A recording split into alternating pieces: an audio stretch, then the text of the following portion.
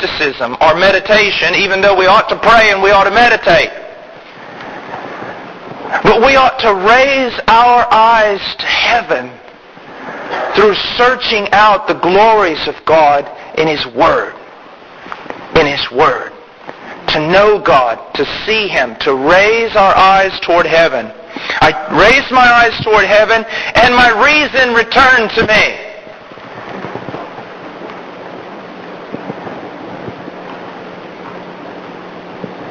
I saw reality clearly. Now, prior to that, was he seeing reality clearly? He was seeing himself as God, as the center of his universe, as the one who created this entire empire, not realizing what Isaiah says in chapter 2. Why regard man when all he is a nose full of air? At any given time, the best a man, the strongest a man, is nothing more than one nostril full of air. Because when he blows that out, he doesn't know if he's going to get another. Everything in his life is derived. And so you have these men walking around as though they were self-contained units. That is totally and completely unrealistic when you realize that every beat of your heart comes from God, every breath comes from God, and even the supposed atheist who clenches his fist and screams out at the face of God does so by the power of God. But when we separate ourselves and see ourselves as sovereign and see ourselves as independent, we are lunatics, to say the least. But when we raise our eyes toward heaven, our reason returns to us. I forget which president it was. He walked out with either his vice president or the Secretary of State or something. This was years and years ago. And they walked out at night and they looked up at the stars. He said, "Look at the stars. Look at all of them." And the man at his side said, "Okay." He said, "Now do you have everything in perspective about me and you and what we are?" Nothing. The nations are as nothing before Him, like a drop from a bucket. Not even a bucket full, but a drop from a bucket. Now, he says this, "My reason returned to me, and I blessed the Most High, and praised and honored Him who lives forever." That's the end, the chief end of man. How do you know when your reason returns to you? When God becomes the epicenter of your life, your thinking, your motivation. That's when you know you have passed from that territory we call a fool to a wise man. Just with that jump. But it is such a shift in reality, it's unbelievable. Just imagine for a moment our political system, our educational system, our society, if it raised its eyes towards heaven and its reason returned to it, and it praised and honored the Most High. Our society as we know it would be transformed in an instant. In an instant. All the maladies of our country, all the maladies of the world, all the injustices, everything that's going on. What is the cure? There's so many questions. How many answers can we find? There's only one that we need. Turn your eyes toward heaven. Your reason will be restored to you, and you will praise and bless and honor the Most High.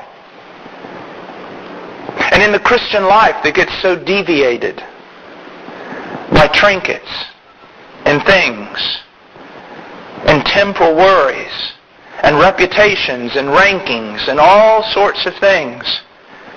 You get in a flutter to the point where you're so confused you don't know whether to go backwards or forwards or sideways. How can your reason return to you? Lift your eyes toward heaven.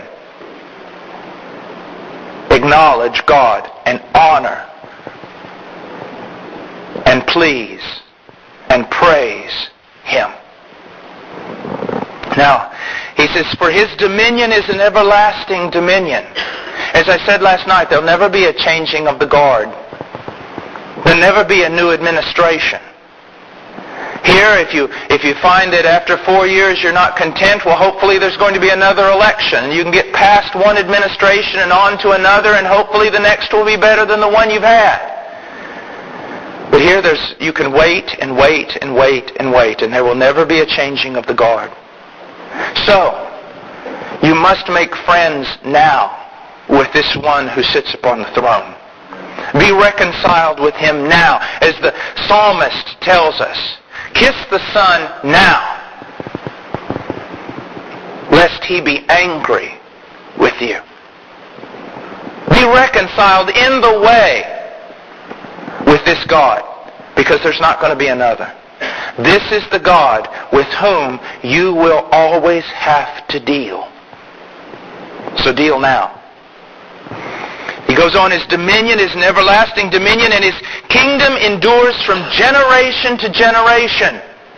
This is something very important for the seeker-sensitive, the culturally sensitive type of Christianity. The one who sits upon the throne is immutable. He does not change. His kingdom does not change. It endures the same from generation to generation, and even though we don't believe it, men do not change.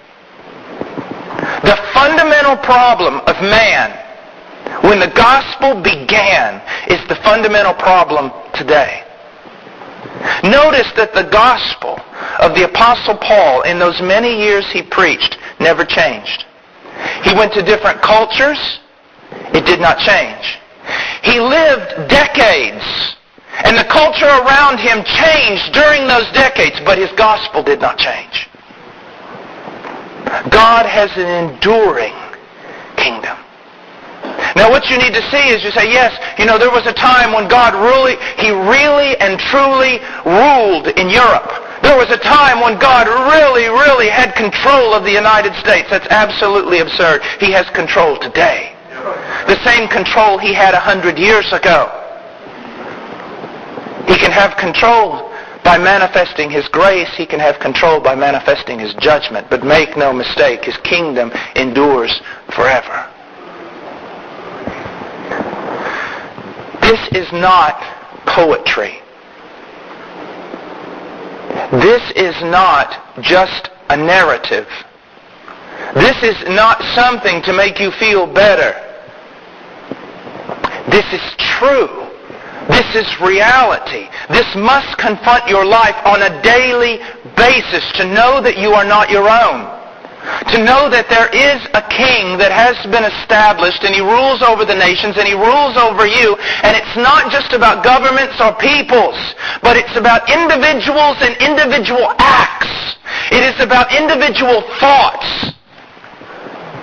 That you yourself as a person must be confronted with the absolute lordship of the Son of God, and seek to submit to that lordship every day of your life. You are not your own. You were bought with a price. He has a claim upon you at least by two great means. First of all, he has a claim upon you in his lordship by right of creation. You are Lord over that which you make. A potter makes a pot. He can tear the pot apart. Another comes in who did not make the pot, has no right to touch the pot. But the one who makes the pot, who makes the vessel, has the right to do whatever he chooses with that vessel. So he has a right over you in his lordship by means of creation. But with the Christian, he also has rights over them by means of redemption. I am the Lord your God, who delivered you out of the house of slavery. And then starts the Ten Commandments. I have redeemed you. I have bought you with a price. You are not your own. But know this. The Lord who is over you, although he has infinitely more power than a Caesar, he does not rule you as a Caesar.